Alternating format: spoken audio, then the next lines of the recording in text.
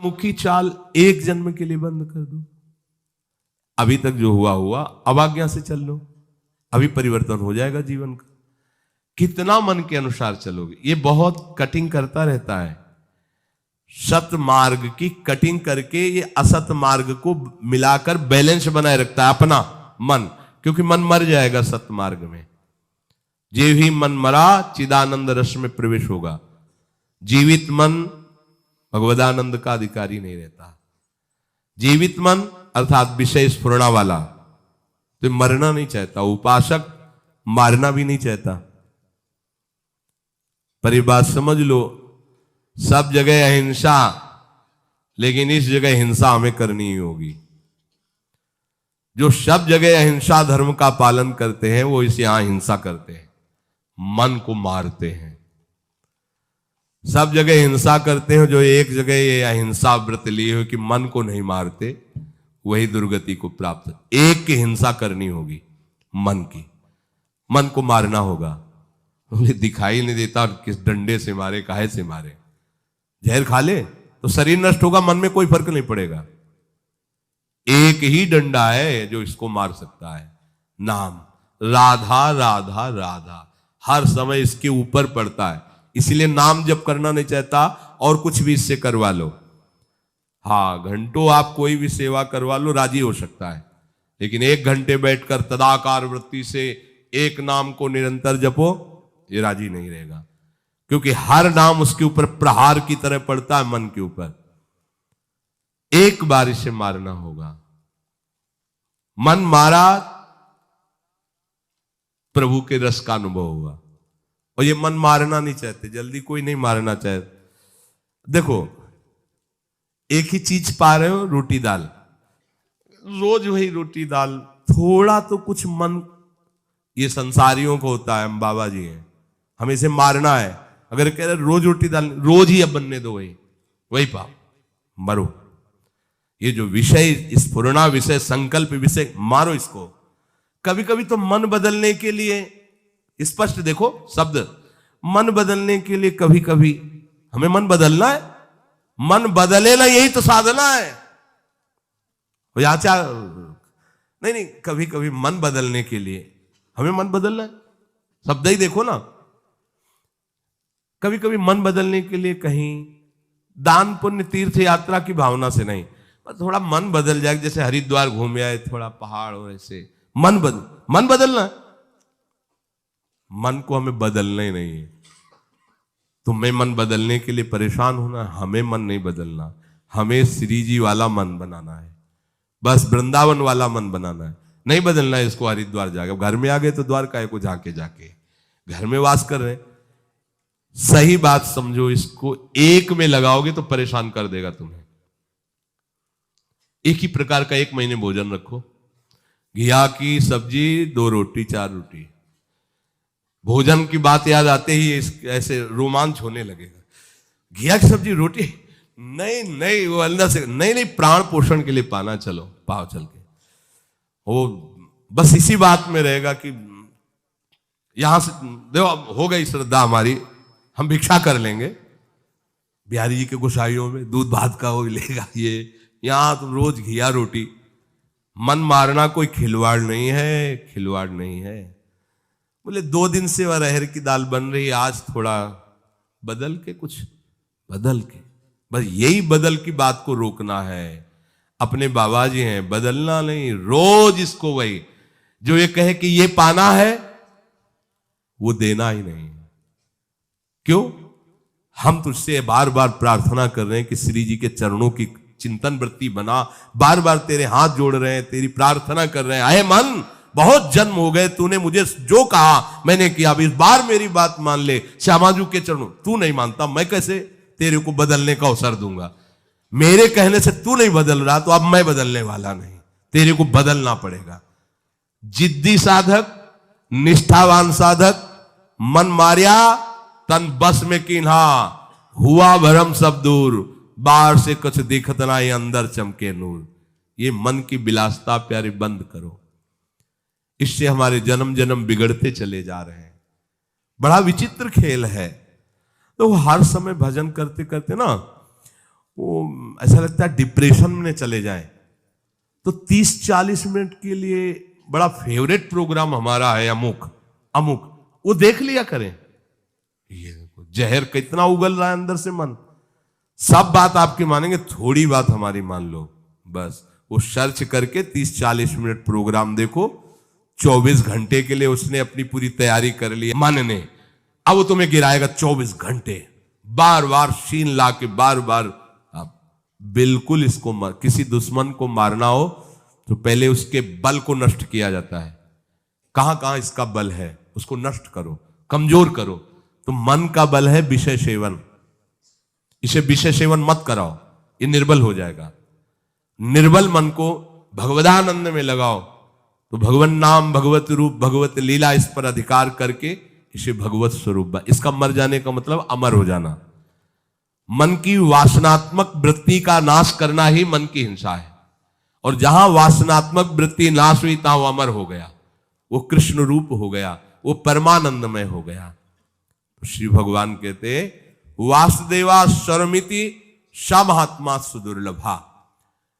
जिसने सब जगह अपने आराध्य देव को देख लिया, ऐसा महात्मा दुर्लभ है। तो कहते प्रभु इतनी मंगलमयी बात आपने बताई कि मेरी शरण में हो जाए माया से तर जाएगा और सब जगह वो मेरा साक्षात्कार कर लेगा, फिर ये लोग आपकी शरण क्यों नहीं होते? तो प्रभु ने कहा कि वो जो पाप कर्म करते हैं, दुष्कृति होते हैं, मूढ़ होते हैं, वो मेरी शरण में नहीं आते। अगर वो आ जाए तो उनका भी कल्याण हो जाए। प्रभु आप इतने उदार दाता हैं, फिर सब लोग आपसे ही क्यों नहीं मांगते? अन्य देवताओं का पूजन भजन करके उनसे भी चाहते हैं। तो ऐसा कामैस्तैस्तैर्हृत ज्ञाना प्रपद्यन्ते अन्य देवताः तम तम नियममास्थाय प्रकृत्या नियता स्वया। ये जो कामनाओं से ग्रसित लोग होते हैं, इनको जहां सुनने को मिला कि इस देवता की ऐसी आराधना करने से ये कामना की पूर्ति हो जाती है, तो उनको शुद्ध ज्ञान तो होता नहीं है, शुद्ध सत्संग तो मिला नहीं है।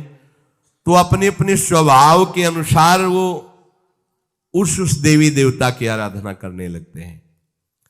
अब भला बताओ, किसी भी आराधना में अंबा भगवती, उनके ऊपर शराब की बोतल, अत्यंत सुकुमार पशु पक्षियों को काटना, हमारी तो समझ में ही नहीं आया कि कौन सी आराधना हो रही भाई। एक बार कहते हो जगत जननी अम्बा की जय। जगत जननी की अम्मा है वो, जगत जननी है, अम्मा है वो। जितनी माता है उनकी भी अम्मा है वो, सब बच्चों की वो माँ है, चाहे वो बड़ा हो, बूढ़ा हो, जड़ हो, चैतन्य हो, जगत जननी। भला माँ अपने बच्चे का गला कटते देख करके कैसे प्रसन्न हो सकती है? मुझे तो आज तक ये बात समझ में नहीं आई कि ये लोग कैसी मूढ़ता करते हैं।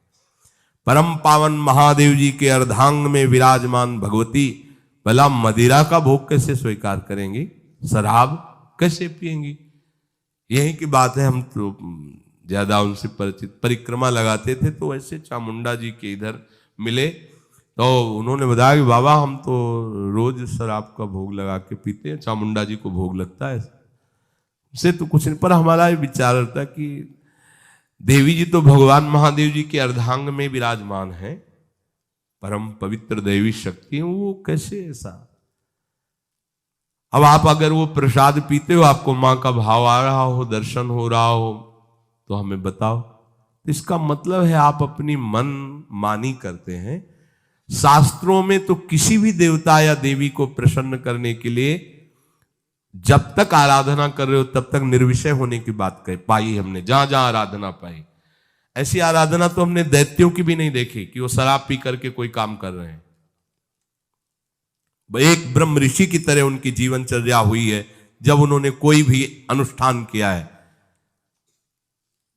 ये जो कामना से बुद्धि अपरित हो गई है, वो लोग प्राय ऐसा कि अमुक बलि दे दो तो तुम्हारे पुत्र हो जाएगा, दूसरे के बच्चे को छीन कर तुम काट रहे हो, चाहे बकरा ही हो, मुर्गा हो, तुम्हारे बच्चा पैदा हो जाएगा। अरे वो अगर बच्चा तुम्हारे प्रारब्ध में नहीं लिखा है ना तो नहीं होगा, अगर होगा भी तो ऐसे कृत्य के कारण वो तुम्हें जीवन में कभी सुख चैन नहीं लेने देगा, कभी तुम्हारी शांति नहीं आने देगा, हर समय तुम्हें अशांत और जलना होगा। अधर्म से किया हुआ जो भी अनुष्ठान है उसका परिणाम विनाशकारी और दुखदायी होता है। भगवान कहते हैं ये ज्ञान इनका अपहरण हो चुका होता है कामना के कारण। ये अपने अपने स्वभाव के अनुसार उस देवता का, उनकी आराधना के नियमों को धारण करते हैं और देवताओं की शरण होकर अपनी अपनी कामनाओं की पूर्ति चाहते हैं, क्योंकि इनका लक्ष्य केवल लोक परलोक की भोग वस्तुएं ही है जो क्षणिक है, कुछ समय के लिए है। भगवत प्राप्ति करना है, विवेक जागरण करके सत्य वस्तु में स्थित होना है, ये कामना की पूर्ति वाले लोग नहीं जान पाते हैं। बढ़िया उपाय पीछे भगवान ने बताया था कि यदि आप कोई कामना भी करते हो और हमारी शरण में आ जाओ, हम से कामना की पूर्ति चाहो, पर भगवान की तरफ आने पर देखो एकदम ब्रेक लग जाती कि आप ऐसा ऐसा भोजन नहीं करोगे, ऐसा संग नहीं करोगे, ऐसा, ये सबको बड़ा कठिन लगता है और मनमानी आचरण भी करते रहो और देवता कामना की भी पूर्ति कर देगी, ये मार्ग सरल लगता है। धन संग्रह की कामना, भोग भोगने की कामना, ये दो बातें सबको परेशान किए हुए हैं और दो बातें एक ही जगह बहुत जोर से पूर्ण हो जाएंगी। जे ही भगवान की शरण होगे तो भगवान के चरणों में मां लक्ष्मी वास करती, धन की इच्छा नहीं रह जाएगी। देख लेना, हृदय से हो जाओ, हृदय से शरण हो जाओ और भगवान सब सुखों का हेतु है, इसलिए किसी सुख भोगने की इच्छा नहीं रहेगी। पर ये पहली सबको समझ में नहीं आती, सबको लगता है ऐसा करो, कोई विधान किए, इतना अनुष्ठान किया, इतना दान पुण्य किया और इतना मिल गया, ये अच्छा लगता है, इसीलिए देवताओं की तरफ ज्यादा भागना होता है। श्री भगवान कह रहे हैं स्वभावो मूर्धनि वर्तते, ये स्वभाव के कारण ही ऐसा करते हैं। अच्छा, कोई भी देवता ना स्वयं मोक्ष को प्राप्त है ना तुम्हें मुक्त कर सकता है, एक छोटी सी शक्ति उसके अंदर है। जैसे गांव के प्रधान की शक्ति एक सीमा में, फिर उसके ऊपर, फिर उसके ऊपर, फिर ऊपर, ऐसे ही है। ये सब छोटी छोटी शक्तियां सब भगवान ने ही दी है, लेकिन वास्तविक कामना की पूर्ति तो केवल श्री हरि से होगी, दूसरे से नहीं होगी। अपने जितने सत्संग सुनते हैं, अपने को अनन्य हो जाना है, कोई भी कामना नहीं रह जाएगी, न जीने की, न धन की, न सुख। ऐसी मस्ती आएगी, मान लो कोई साधना, कोई अनुष्ठान करने की जरूरत नहीं, भगवद आश्रित हो जाओ और नाम जितना बन सके उतना नाम गुनगुनाते रहो, पड़े रहो भरोसे पे। वो चीज मिलेगी जो कहीं किसी साधना से नहीं मिलती। ये जीवन की सार बात आपको बता रहे हैं, आपको जो चाहिए वो मिल जाएगा। बस हमारी प्यारी जो की शरण हो जाओ, जितना बने नाम जपो, अन्य आश्रय रहित हो जाओ, सब ठीक हो जाएगा। ये जो बेचारे कामना से जिनका ज्ञान अपहृत हो गया, वो यहां तक आ ही नहीं पाते, वो उसी में फंसे। अगर कहीं थोड़ा सा पवित्र भाव भी हुआ तो देवताओं का अवलंबन ले लेते हैं और उनसे अपनी कामना की पूर्ति के लिए आराधना करते रहते हैं। ये अमूल्य जीवन जो भगवत प्राप्ति के लिए था, निष्कामता के लिए था, भगवत प्रेम के लिए था, वो ऐसे ही खो देते हैं। संतों की आज्ञा में बहुत कृपा भरी होती है। अगर कोई उनकी आज्ञा का पालन कर ले तो परम कल्याण निश्चित है, परंतु महात्मा की आज्ञा का पालन कोई देहाभिमान रहित ही कर सकता है पूर्णतया, नहीं देहाभिमान आड़े आ जाता है। देवर्षि नारद जी ने भक्ति सूत्र में कहा, महत्संगस्तु दुर्लभो अगम्यो अमोघस्य। ये महत्संग वासुदेवा स्वर्मित सा महात्मा सुदुर्लभा, महात्मा की जिसकी ये अनुभूति है जड़ चेतन सब भगवत स्वरूप है, ऐसे महात्मा का मिलना बड़ा दुर्लभ। श्री भगवान कह रहे हैं समात्मा सुदुर्लभा, महत्संगस्त दुर्लभ हो। देवर्षि नारद जी भी स्वीकार करते हैं, बड़ी दुर्लभ बातें हैं। यहां जो कहा जा रहा है कि महात्मा ऐसा दुर्लभ है, वो दैवी संपत्तिवान, साधु स्वभाव वाला, पूर्ण सदाचारी, भागवत धर्म का अक्षरशः पालन करने वाला और निरंतर भजन परायण, ये महात्मा का लक्षण है। खोए रतन फिरत जे घर घर, कौन काज ऐसे जिए। क्या जीवन ऐसा, अगर हम भगवान के भक्त का वेश धारण करके अपनी रसेंद्री और जनेंद्री के सुख के लिए भटक रहे तो धिक्कार है, हमारे जीवन को धिक्कार है। श्वांग रचने से काम नहीं चलता।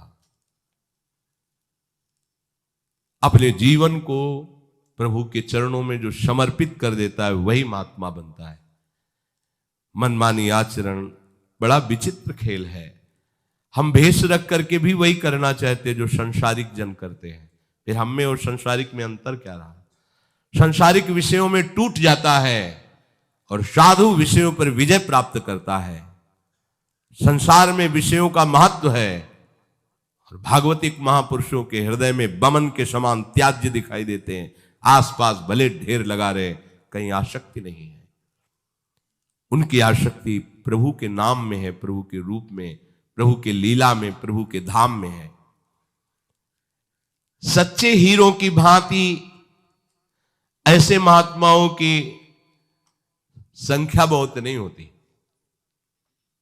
समहात्मा सुदुर्लभा, ऐसे महात्माओं की बहुत संख्या नहीं, बहुतायत नहीं होती। एक बार श्री वल्लभाचार्य जी के शिष्य ने कहा, प्रभु मुझे 100 ब्राह्मण पवाने हैं।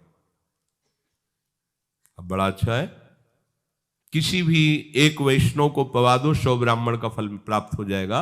100 ब्राह्मण को आराधन करने की, भोजन पवाने की जो फल है, वो फल वृत्ति तुम्हें एक वैष्णव के सेवन से मिल जाएगी। हो तो फिर महाराज हम 100 वैष्णव पवाएंगे। हाँ, एक भगवत प्रेमी महात्मा को पवा देने से शास्त्रों वैष्णवों की आराधना करने का फल प्राप्त हो। तो महाराज हम 100 भगवत प्रेमी को पवाएंगे। मौन हो गए वल्लभाचार्य जी। उनका गुरु जी आप मौन क्यों हो गए? बोले 100 महात्मा भगवत प्रेमी असंभव। 100 संख्या में असंभव बोल दिया था वल्लभाचार्य जी ने कि आप ढूंढो और 100 महात्मा मिल जाए भगवत प्रेमी, असंभव। जमातों में, उपदेशकों में खोज करने पर आपको सदाचारी मिल सकते हैं, कर्मकांडी मिल सकते हैं, ज्ञानी मिल सकते हैं, प्रवचनकर्ता मिल सकते हैं। लेकिन भगवत प्रेमी महात्मा जो सर्वत्र भगवत अनुभूति से तृप्त है, जिनकी दृष्टि में ब्रह्म के सिवा कुछ नहीं है, ऐसे तो केवल हरि की कृपा से मिलते हैं। परम दुर्लभ है ऐसा महापुरुष का संग मिलना। और ऐसे महापुरुष का संग मिला तो उसका परिणाम आप में दिखाई देगा, किसी से पूछने की जरूरत नहीं। बोले महापुरुष के मिलने को हम कैसे जाने कि कोई महापुरुष? आप नहीं जान सकते, क्योंकि वो इंद्रियातीत तत्व में स्थित है। आप इंद्रियों से कैसे जानेंगे? वो मन बुद्धि के अतर्क विषय है, तो तुम मन बुद्धि से कैसे जान पाओगे? पर आप पर प्रभाव पड़ेगा, इससे जान सकते हो। जिनके संग से संसार फीका लगने लगे, भूले ग्रह व्यवहार, जिनके संग से तुम्हारे हृदय में वैराग्य बढ़ने लगे, विषय त्याग का उत्साह आने लगे, भगवान नाम जप करने की रुचि होने लगे और इसी जन्म में भगवत प्राप्ति करूंगा ऐसा निश्चय होने लगे, जान लेना मुझे महात्मा का साक्षात्कार हो गया है। मुझे महात्मा का संग, यही महात्मा के संग का फल है। परम दुर्लभ योगी ज्ञानी जनवांछित भगवत प्रेम की प्राप्ति का तुम्हारे हृदय में उत्साह हो जाएगा। ऐसे महात्मा के दर्शन, संभाषण और सानिध्य से आप में प्रभाव आ जाएगा। आपको अपने में देखना है कि मेरा परिवर्तन, मेरे ऊपर क्या प्रभाव पड़ रहा है। पर आप मनमानी आचरण करो, उनकी बातों का उल्लंघन करो तो नहीं होगा। चाहे जितने बड़े महापुरुष के समीप रहो, यदि उनकी आज्ञा को उल्लंघन करोगे तो कोई प्रभाव नहीं पड़ेगा। ये भी बात ध्यान रखो। महाप्रभु श्री कृष्ण चैतन्य देव भगवान के स्वयं अवतार हैं। वो कोई जीव नहीं है, ईश ही आए हुए हैं आचार्य रूप में। और कृष्णदास नाम के एक वैष्णव उपासक को आपने ही स्वयं तीर्थ यात्रा के लिए स्वीकृति दी, कृपा करके। और रास्ते में जब महाप्रभु यात्रा कर रहे थे तो एक परिकर मिला भेषधारियों का, जो वाम मार्गी थे। वाम मार्गी वेद के विरुद्ध आचरण करते थे। महाप्रभु तो बेशुद्ध अवस्था में रहते थे। उनके प्रलोभन से कृष्णदास जी उनके पास चले गए। वो लोग वाम मार्गी जिससे शास्त्र निषेध करता है, आप ये न करो ये न करो, वो सब करते थे। व्यभिचार आदि, मद्यपान आदि, ये सब करते थे वाम मार्गी। महाप्रभु को जो सुधाई, कहा कृष्णदास, देखा उन वाम मार्गियों के संग। तो कृष्णदास से कहा ऐसा क्या? और उनसे कहा तुम्हारे पास तो बहुत लोग हैं, हमारे पास तो एक ही सेवा कर, वापस कर दो। तो लोग महाप्रभु पर प्रतिकूल व्यवहार करना चाहा। भगवती तेज से कृष्णदास की रक्षा की, उनसे निकाला उनको। अब आप विचार करो, महाप्रभु चैतन्य देव के समीप यदि उनकी आज्ञा का पालन नहीं किया, उनकी बात नहीं मानी, महाप्रभु प्रेमावतार हैं, कैसे आकर्षण हो गया वाम मार्गियों का। अगर आप महापुरुष के पास रहते हो, उनके अधीनता स्वीकार नहीं करते हो, थोड़ी भी मनमानी करते हो, तो प्रभाव नहीं पड़ेगा। दूर से कोई महाप्रभु का चिंतन कर ले तो भजन में वृद्धि हो जाए। फिर महाप्रभु के समीप रह रहे हो, महाप्रभु की बात सुन रहे हो, उनकी स्थिति देख रहे हो, फिर भी तुम्हें वाम मार्गी अच्छे लगे। कहीं ना कहीं मनमुखी चाल अंदर होती है, तभी उपासक महापुरुषों का परम लाभ नहीं ले पाता। इसीलिए देवर्षि नाथ जी कहते महत्संगस्तु दुर्लभो। फिर अगम्यो, अगर मिल भी जाए और आप उनकी इच्छा के अनुसार न चले, उनकी आज्ञा के अनुसार न चले, तो आप उनसे कुछ ले नहीं पाएंगे। ये खास बात है। फिर आप कहोगे हमारा परिवर्तन नहीं हुआ, हमें दृश्य नहीं दिखाई दे रहा। मनमानी आचरण करने वालों का परिवर्तन थोड़ी होता है। परिवर्तन होता है मन को उनकी बात पे अधीन कर दो। महापुरुषों को अपने शरीर से भी ज्यादा प्यारा सिद्धांत होता है, ध्यान रखना। आप उनके शरीर को खूब दुलार करें, उनके सिद्धांत को रौंद दें, बिल्कुल कहीं किंचन मात्र आपको लाभ नहीं मिलेगा। आप उनके सिद्धांत पर डटे रहिए, उनकी आज्ञा का पालन कीजिए, जीत जाएंगे, माया पर विजय प्राप्त कर लेंगे। गुरुजन कोई देहाभिमानी थोड़ी होते हैं महापुरुष जन कि तुम उनके देह को अच्छा कपड़ा दे दिया, भोजन दे दिया तो राजी हो जाएंगे। वो शरीर में ही नहीं है, तुम्हें पता नहीं। उनका सिद्धांत ही उनका जीवन है, उनका प्राण है। महापुरुषों के सिद्धांत पर कोई बिरला ही चल पाता है, नहीं मनमानी आचरण के बिना वो मनुष्य जीने नहीं देगा। वो मन चाहता है मेरे अनुसार करो, बहुत जन्म से करवाता रहा है, इसीलिए त्रुटि हो जाती है। उपासक को चाहिए भगवत कृपा से जब ऐसे यदि संतों का संग मिल जाए तो अपने जीवन को उनकी आज्ञा के अनुसार बनाना चाहिए।